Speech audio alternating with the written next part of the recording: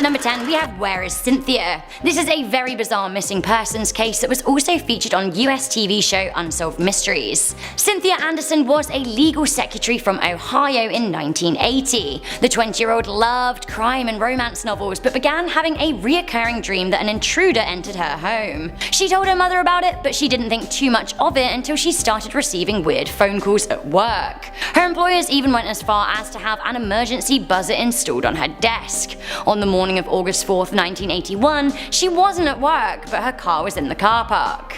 On her desk was a novel that she was reading, but the page was open on a passage that detailed an abduction. A month later, the local police started getting weird calls saying that Cynthia was being held in a basement, but wouldn't give any further detail. To this day, she's never been found, and that case is cold. Coming into number 9, we have Who Shot Tupac? But like, who? Tupac Shakur was one of the most famous rappers in the world when he was killed in Las Vegas in September 1996, nearly 23 years ago to the day. He was just 25 years old when he was gunned down in Vegas, having seen Mike Tyson and Frank Bruno fight, which must have been epic. As Tupac and his entourage stopped at a red light in the Flamenco Road and Koval Lane area, he was shot 4 times. He died 6 days later and was not in a state to identify his killer.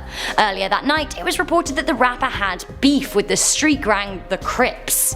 They could have had something to do with it, we'll just never know. A witness came forward, but then they were murdered in New Jersey, thousands of miles away, before they could even submit to further police questioning and identify a suspect. Of course, there are people out there that still believe Tupac is alive and living under a new identity. Perhaps we'll never know. Coming into number 8, we have The Children of Hamelin. So you guys may have heard of the Pied Piper, a little fairy tale with a pretty key moral at the end of it. Pay your bills, if not a bohemian musician will steal your kids. Right? Well, it turns out that there is more than just a lesson to this story. There is actually an 800-year-old unsolved mystery. You see, the Pied Piper of Hamelin was actually a real man, a piper dressed in exuberant clothing who turned up in Lower Saxony in the village of Saxon itself in 1284. According to church records, he did steal 130 children from the town who were never seen or heard from again. They were simply spirited away. But were they? We just don't know. Coming into number 7, we have Stonehenge. We're taking it back to my home country of England, but what is going on? What's going on with Stonehenge? I don't know. Stonehenge sits pretty in the Salisbury Plains in England and was laid out around 4,000 years ago at a time where transporting and lifting 50-ton sarsen sandstone and bluestone rocks was legitimately beyond human capability. Aside from the mystery of how it was built, we also don't know what it was used for. The main theory is that it was for some kind of religious worship, although there were far more cosmic suggestions. The structure is aligned with various celestial objects and has been the focus of pagan celebration, especially around the summer solstice. Archaeological digs have also suggested that a breed of giant cows were used either to assist in the construction or, were just chilling there, present, mooing. Cows are just so great. Does anyone ever just stop and think about cows? I love cows, even ancient giant cows. Cows! Moo. Recently discovered underneath the stone structure were 17 further mysterious ancient monuments, which just adds more mystery to the pile of mystery. It's a mystery sundae with a side of mystery and a mystery cherry on top. Coming in at number 6, we have the Zodiac Killer. The Zodiac Killer is one of the most elusive serial killers in modern American history.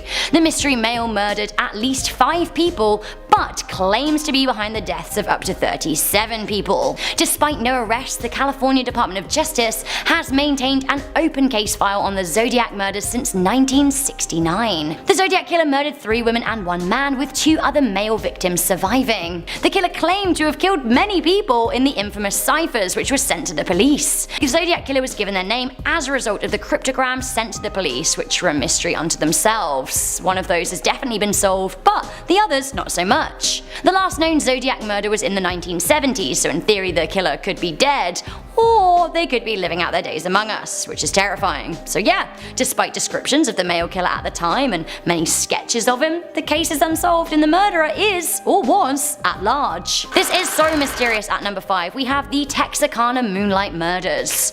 Who was the Phantom Slayer? Honestly, we don't know. The Texarkana Moonlight Murders were a series of very grisly killings that took place in Texas in the spring of 1946. attacks. 8 people were attacked over 10 weeks, with 5 of the victims succumbing to their injuries. A pair of survivors claimed that the killer was wearing a white pillowcase with eye holes cut out over his head. What a ghoul. All of the attacks happened to couples and took place on weekends. The murders sent the town of Texarkana into absolute panic, as I'm sure you can imagine. City inhabitants locked themselves indoors with guns, and it was kinda like scenes from The Purge out there. The Texas Rangers were even called in, and people started arming up and taking to the streets to try and catch the killer, but the assailant never struck again. At the time, the Texas Ranger captain saw that the criminal killer was, and I quote, a shrewd criminal who left no stone unturned to conceal his identity and activities. He was never caught. Coming into number 4, we have the dark deaths of Overton Bridge. I've never heard of a dog taking their own life until now, but it seems that there's a bridge in Dumbarton in beautiful Scotland which is A, haunted, and B, has claimed the lives of many dogs. This makes me feel really sad. It seems that since the 1960s, nearly 100 dogs have leapt to their death from the bridge, falling 50 feet into jagged rock below. Why the dogs have jumped? We just don't know. Reportedly, they freak out and they leap. The Scottish Society for the Prevention of Cruelty to Animals has sent teams to investigate, but nobody has yet solved the mystery. While the dog deaths are the main issue, it seems that a man inexplicably threw his baby from the bridge in 1994. Now dogs are firmly required to be on leashes. Coming into number 3, we have the Phoenix Lights. What was going on in the skies of Arizona, Nevada, and Sonora? In 1997, thousands of people saw what they thought were UFOs in the sky between 7:30 and 10 p.m. at night. Thousands of people reported triangular formations of lights passing over the southern states and in North Mexico. A sizable number of people also reported actually seeing a UFO. One witness, who didn't want to be named, which I kind of understand, said, "It was totally silent. I've never seen anything close to the colors from the exhaust that propelled that thing. It was as big as downtown Prescott and completely blocked out the stars." Now, the shared phenomenon actually had a lot of credible witnesses, including the Arizona Governor Fife Symington. While the original event happened 22 years ago, possible reoccurrences have happened in 2007 and 2008. Coming into number 2, we have the case of D.B. Cooper. On November the 24th, 1971, the eve of Thanksgiving, a man using the name Dan Cooper successfully hijacked a Boeing 727 plane in the airspace between Portland and Seattle. The man boarded the plane as a passenger and ordered a bourbon and soda. After takeoff, he handed a note to a flight attendant, but she didn't read it, assuming it was his phone number. Creepy. He then leant over to her and said, "Miss, you'd better look at that note. I have a bomb." Not what you want to hear. Long story short, he demanded and successfully extorted $200,000 in ransom, over $1 million in today's currency. He then parachuted out of the plane, jettisoned, gone. Nobody knew whether he landed alive or where he was at all. There was an extensive manhunt from the FBI, but the man's real identity has never been solved. Numerous theories were circulated. The serial number on the cash he stole were also released and searched for, but again, no trace was found.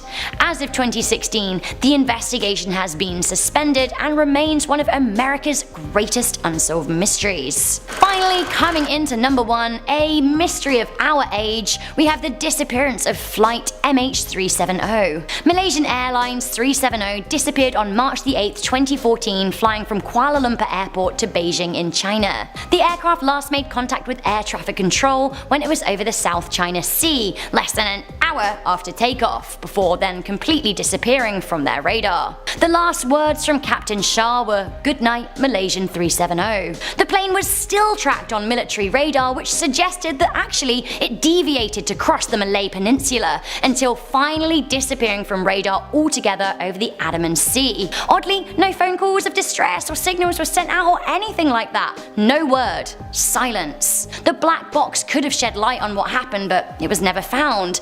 neither was the plane or its wreckage, despite millions of dollars being spent on finding it. So what happened? Alien abduction? ISIS abduction? It simply disappeared into a parallel universe? We just don't know. Do you guys have any answers to these mysteries? And again, don't forget to let me know what the weirdest thing that's ever happened to you is. Coming in at number 10, we have the sleeping sickness. Encephalitis lethargica is a bizarre sickness that swept first across Europe and then the wider world in the winter of 1916 before it disappeared in the 1930s. It was awful and fatal. In around 12 years, 500,000 people were affected, with a third of them dying. Even those who survived were left as hollow shells of humans who lay motionless for hours on end. At first, people got sleepy and then they contracted a fever and found it hard to move. Eventually they'd fall unconscious and many never woke up. The illness perplexed scientists, and to this day we still have no idea how the illness came about and how it spread.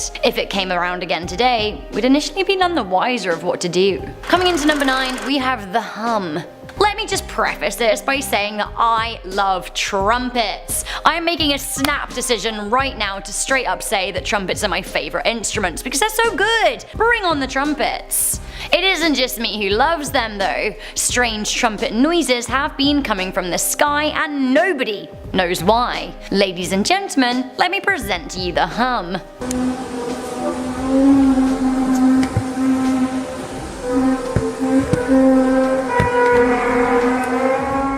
Trumpet sounds have been heard coming from the sky in many parts of the world for over a decade now. The noise kind of sounds like high school band practice and has been heard in Canada, the United States, Belarus, Sweden, the Ukraine and Germany. It seems that the phenomena is officially termed the hum, and as of yet scientists and geologists don't know what's causing it. NASA claims it's normal, saying that it's the Earth making natural radio emissions that sound strange to us. NASA said if humans had radio antennas instead of ears, we would hear remarkable symphonies of strange noises coming from our own planet.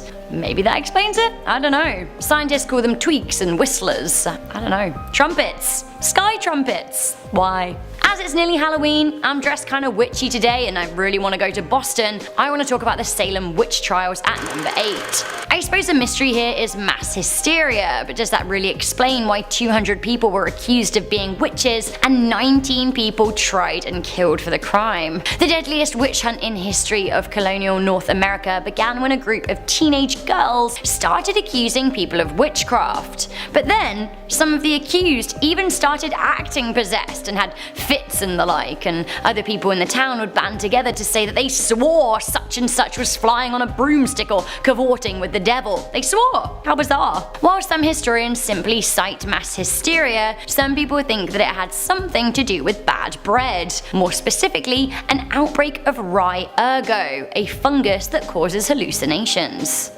We've got a friend at number 7. It's Nessie. Oh, Nessie! Where you hiding, hen? It's my best Scottish accent, and I would like to apologise to the population of Scotland for that brazen attempt at even trying. Scotland. Nessie. Okay, enough. Maybe. So the Loch Ness Monster is an enduring mystery and of course a cryptozoology conspiracy that has been going strong for a long time. So long now that Loch Ness near Fort William in Scotland, one of my favourite places in the world, sees regular tourism from monster seekers. So setting aside the fame and drama, a lot of people have seen something strange in the lake in the Scottish Highlands. In 1933, George Spicer said that he and his wife saw a most extraordinary animal cross the road in front of their car. They were driving near the loch and, I mean, what was it? Apparently it had a long neck, a wavy kind of neck, and it was thick like an elephant's trunk. They described it as being around 4 feet. That same year, a motorcyclist said that they nearly run over something of the same description. In 1934, the infamous photograph emerged, and the rest, as they say, is history. The authenticity of the image is up for debate, but how do we explain the multiple sightings? There are a lot of Scottish mysteries, but this is perhaps the most enduring. reassuring. Coming into number 6, we have the Marfa Lights. What are the Marfa Lights? They're mysterious glowing orbs that have appeared in the desert outside of the Texas town of Marfa near Route 67. They've been mystifying people for over 136 years. The lights were recorded first in 1883, but First Nations groups had been aware of them for years. There have been around 5 sightings each year of the lights over the past 50 years, and as of yet nobody knows what causes them. Some people think they're ghosts, spirit orbs, others say they're atmospheric phenomena, we just don't know.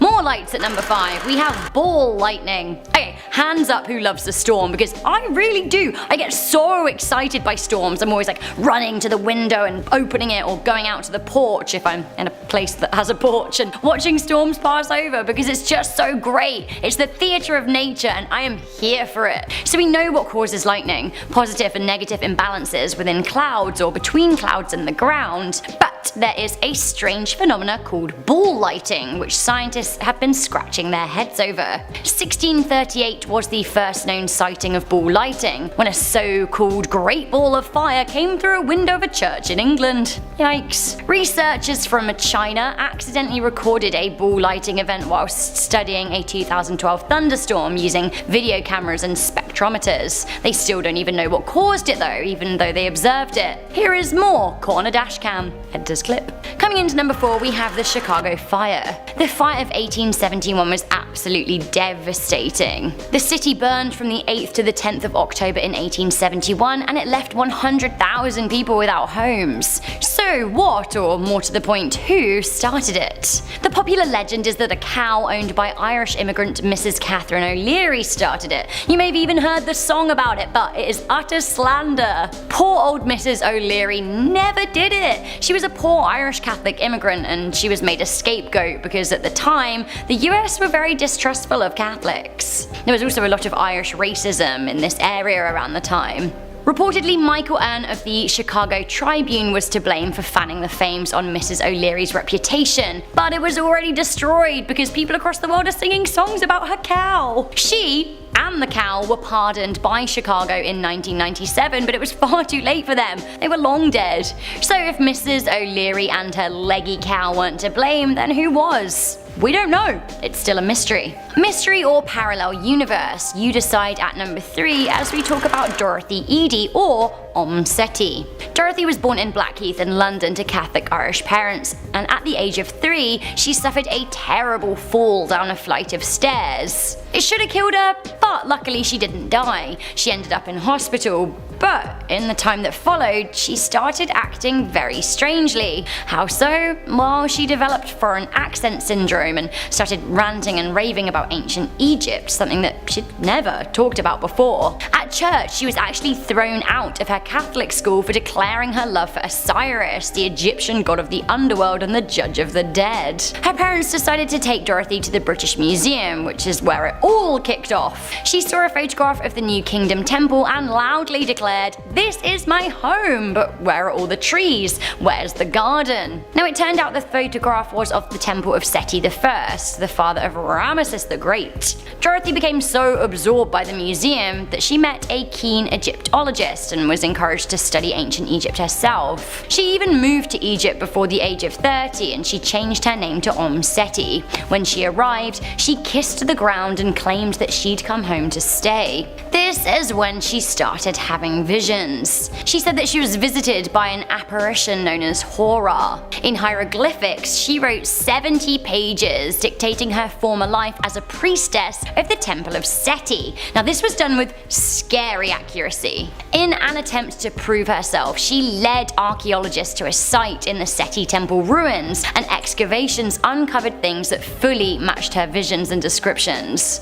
Seti died in 1981, and the New York Times hailed her as the most intriguing case of reincarnation. What happened at the Datlov Pass? You tell me! At number 2. We still don't know what went down on the evening of February the 1st and the morning of February the 2nd, 1959 in the northern Ural Mountains. A group of 9 cross-country skiers who were all experienced winter trekkers set up camp in the mountains, but by the morning, they were all dead.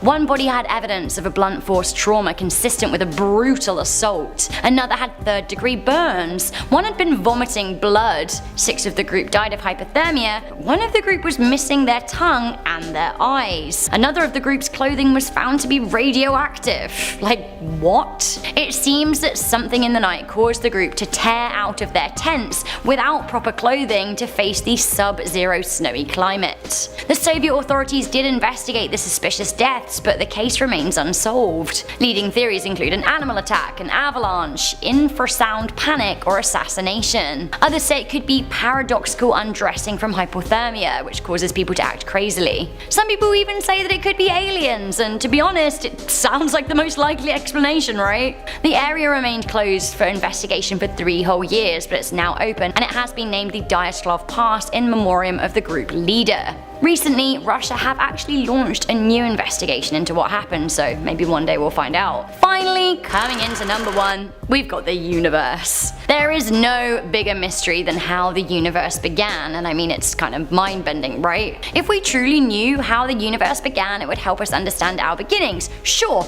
but it would also cause a lot of chaos. What if there isn't a god, and what if there is? What if there is a god, but it's absolutely nothing like we imagined? While there are a number of atheists out there and agnostics like me, the majority of the world is actually religious. Right now, a lot of the West believe in the Big Bang, even if we don't agree on what ignited it and what the implications are. But what if it wasn't a Big Bang? What if our universe was the beginning that came from the end of something else? What if there's more than one universe? Are we living in a multiverse? Is the world a disc on the back of 4 elephants carried by an enormous turtle? I honestly don't think we're ready for the answers yet. If religion can already cause war when we don't know what started the universe, imagine what would happen if we did. Starting us off at number 10 is The Boy in the Box. Back in 1957 in Philadelphia, the case of America's unknown child emerged. The boy was actually found many times before actually being reported to the police. First by a man checking his animal traps, and he refused to report it because he was scared the police would confiscate his traps. Like, hello, priorities, there is a little boy dead there. Forget about your traps. Either way, he was then found by a college student who did end up reporting it the next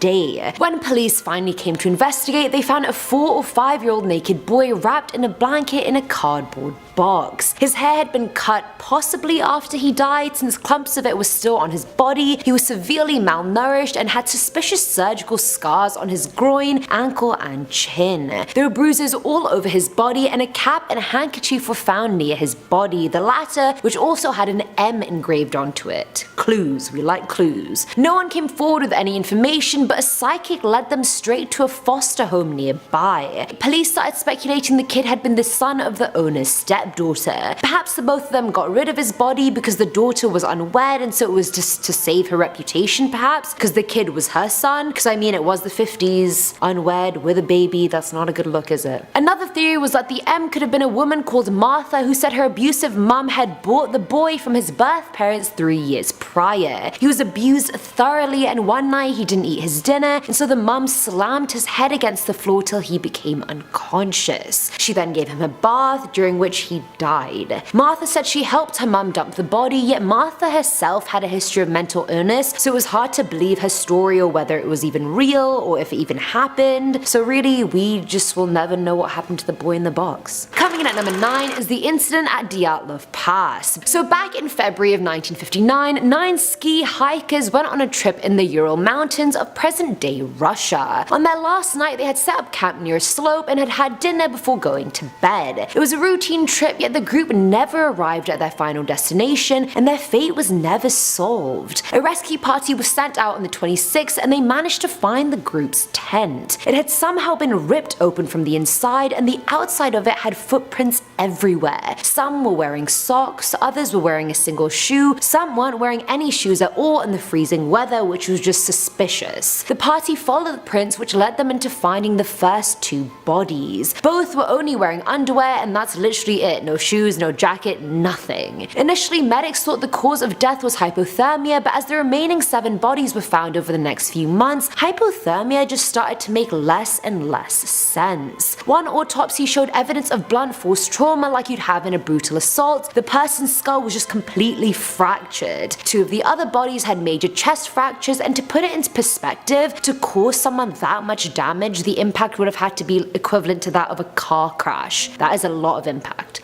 A lot of damage. Now the 3 bodies had no external wounds to explain their fractured bones, so how did it happen? One of the bodies with the fractured chest was also missing her tongue, eyes, and lips. Another body just had a really high level of radiation on their clothes, whilst the rest of the group did actually die of hypothermia. But the reason what rushed the group out of their tents inadequately dressed that morning remains a mystery. Speculations include some kind of UFO attack, an attack from the indigenous Mansi people, and maybe even a military test gone wrong. Who knows? At number 8 we have the satanic beheading. Now back in Feb of 1981, Leroy Carter Jr. was walking through Golden Gate Park looking for a place to sleep. He found a spot near Alvord Lake, got his sleeping bag out, and just hit the hay. The next day, police found Carter's body dead, but there was one thing that made his death stand out, and that was he was decapitated. That feature pointed to a ritual or some voodoo being involved in his death, but background investigation into his life showed no links to the occult whatsoever. His neck was sliced through cleanly, and a chicken wing and 2 corn cobs were found stuffed into his neck. Around his body, police found the mutilated remains of multiple dead chickens, so a ritualistic sacrifice was all they could think of. After consulting an expert, their theories pointed towards Santeria, which is an Afro-Caribbean religion based on Yoruba traditions and beliefs. Sacrifice plays a major role in their religion, but most rituals involve chickens, not humans, but some underground sects still seek out human victims. After research, investigators figured that the killer had to be back 42 days later to place the head back, and so forces staked out the park as the day approached, yet the killer managed to come and go without being detected. The ritual complete, the culprit was never found, and Leroy's murder was never solved. Filling at number 7 slot are the Salish foot discoveries. This one is just so weird, I don't even get how we haven't figured it out yet, but since the summer of 2007 till now, people have found a total of 20 detached human feet on the coast of the Salish Sea. A Canadian officer claimed that foul play had been ruled out and that the feet must be from either people killed in accident or by suicide because all the feet had detached via normal decomposition process. Most of the feet were found actually wearing sneakers, which kept them floating and relatively preserved. After the 5th foot was found, the incident started getting a lot more international media attention because,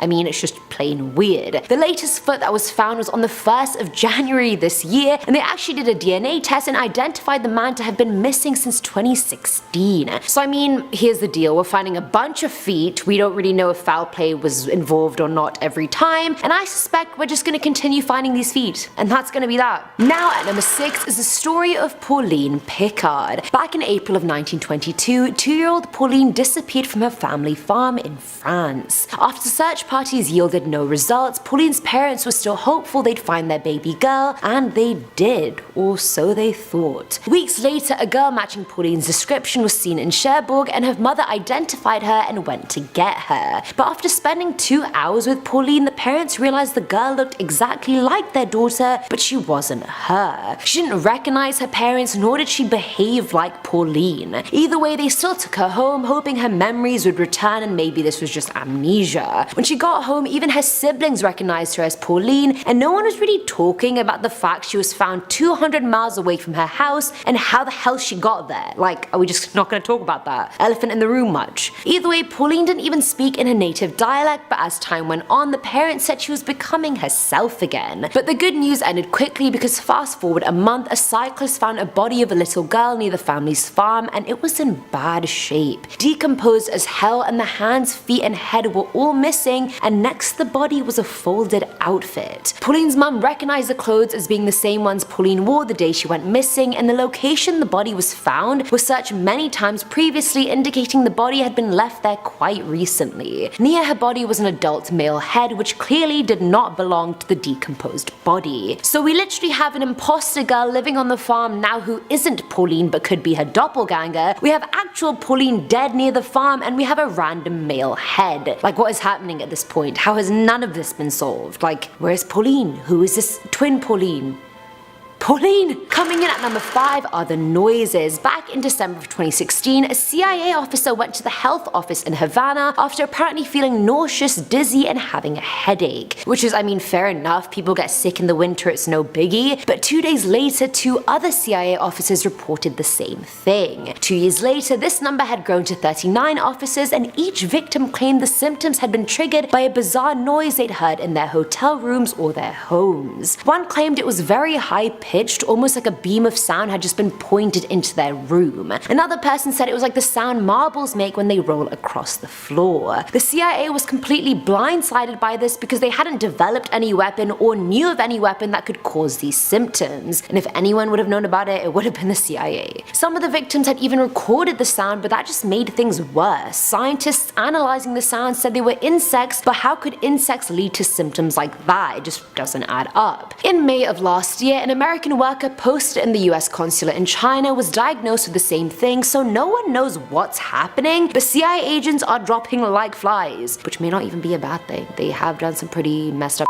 throughout the years, just saying. At number 4 is the Tunguska event, and I'm pretty sure I said that wrong, I'm sorry. So back in 1908, 770 square miles of forest in Siberia was just spontaneously flattened by some explosion of some kind, except there was no evidence of an explosion and absolutely no witnesses. Scientists called it the largest impact event in history, and an impact event is basically an impact between 2 astronomical objects, aka an asteroid and the Earth. Except with an impact event, there's usually an impact crater, which there wasn't. Scientists have only been able to speculate what happened, like maybe an asteroid exploded over the Earth, not on it, and the resulting explosion was just the after effect. Maybe it was the airburst of a meteoroid, we literally have no clue. There were just a bunch of forests that got flattened, and we're just gonna leave it at that, apparently. Filling our number 3 slot are the Hinterkaifeck murders. Back in March of 1922, in Weidhofen, Germany, the 7 people living on the Hinterkaifeck farm were all found dead. But things were already getting creepy leading up to the incident. Days beforehand, the maid of the family quit, claiming she felt the house was haunted. The father found a bizarre newspaper in the house that no one had bought, and he'd also found footprints leading to their machine room outside, yet no one was in there and no one had gone in there. At night, the family would hear footsteps in the attic despite finding no one there, and so a ghost inhabitant was very much possible. The new maid Maria arrived, and that day 4 family members were believed to have been lured to the family barn and then murdered by a mattock. The killer then went into the house where he killed 3 more people, and all the bodies were discovered a full 4 days after the murders. The family failed to show up at church, the kids were absent from school, and the postman realized the family's mail had been there from a few days ago. Eventually, the village guide went to the house and entered the barn and found the bodies. During the investigation, the weapon was nowhere to be found, and after the autopsies were done, they found out that one of the children was actually alive for hours after her assault. She had pulled out her hair in tufts while laying in the straw in her own blood. People speculate someone actually did kill everyone, whereas others think it could have been the ghostly presence that had something to do with it. Honestly, who knows? I feel like it could have been a possession of some kind, because why would the little girl be pulling out her hair after she was assaulted? Like, unless she was possessed? I don't know. Now at number 2 are the Circleville letters. At the end of the 1700s, the citizens of Circleville, Ohio were under attack by a serial author. Locals around town started getting anonymous letters filled with intimate details about their lives and how the author was supposedly watching them. The worst victim of this was a woman called Mary Giuseppe. She was the bus driver of one of the schools and was having an affair with the superintendent. The letter said things like, "I know where you live, I can hurt your children," and soon after, Mary's husband Ron even got a letter about it, and soon the whole town was rife with rumors. 2 weeks later, she got another letter saying she'd done nothing since the last one and that she had to inform the school board, otherwise the author would expose her on CBS and etc. Why why they go into that much effort to expose her, I don't understand. The letters then stopped till Ron got a call which infuriated him so much he left the house with a gun, got into his car and never came back. His car was found crashed into a tree, Ron was dead and the gun had been fired, yet the receiver of that bullet is still a mystery. Mary and the superintendent ended up getting married later on, and the writer was hell-bent on embarrassing her by posting signs and posters of it all around town. Like, this guy really has it for her. One time she got so frustrated she went to rip off a poster and found it attached to a string, which she followed and was led to a box with a gun pointing right at her. The gun got traced to her brother-in-law Paul, and he was put in jail for being the writer. Case closed, everyone in town breathed a sigh of relief now that the guy had been caught, yet while he was in jail, Paul received his own letter. And nothing's been solved ever since. And finally, at number 1 is Susan Powell. Now this case has so many twists and turns, I was struggling to keep up, but here goes nothing, you guys better keep up. Susan disappeared on the 6th of December back in 2009, and a decade later is yet to be found. Susan was married to a man named Joshua, and the couple had 2 kids, but there were marital problems, they were intense, and they were plenty. Susan and the 2 boys went to church on the 6th, and the whole family were reported missing the next day. Police broke into the house to find nothing out of the blue except 2 fans blowing a newly cleaned couch dry. Joshua came home that same day with the boys, saying he had taken the boys camping while Susan was asleep and had just returned. Now here's where things get sus. Now why the hell would Joshua take his kids camping after midnight in the winter when he's meant to be at work hours later? Not only that, but when the couple initially got married, they lived in Joshua's family home, where his dad Stephen grew an infatuation with Susan. He would follow her around, record her, steal her underwear, etc. And she even wrote in her will that her death may not be an accident, even though it looks like one. When police started investigating, they found no evidence of the camp Joshua described. They found Susan's phone in his van, they found Susan's blood on the floor of the house, and at this point Josh is looking like the culprit 100%. When police spoke to one of the sons, he said that the camping trip did happen, but their mum had gone with them but hadn't come back with them. The other younger son kept drawing pictures of a van at daycare and kept saying mommy was in the trunk of the van. Josh tried to play the whole thing off by saying Susan was having an affair and the 2 had run off to Brazil to be together. That turned out to be false, and Stephen, Joshua's dad, claimed the 2 had been in love before she disappeared. Like, these people are throwing Susan under the bus left, right and center, and she's not even alive to defend herself. Police arrested Stephen after finding a bunch of child pornography and tapes of girls that didn't know they were being filmed, including Susan, on his laptop. Her family were all sure that Joshua had something to do with her disappearance, but the case remains unsolved and her body remains missing.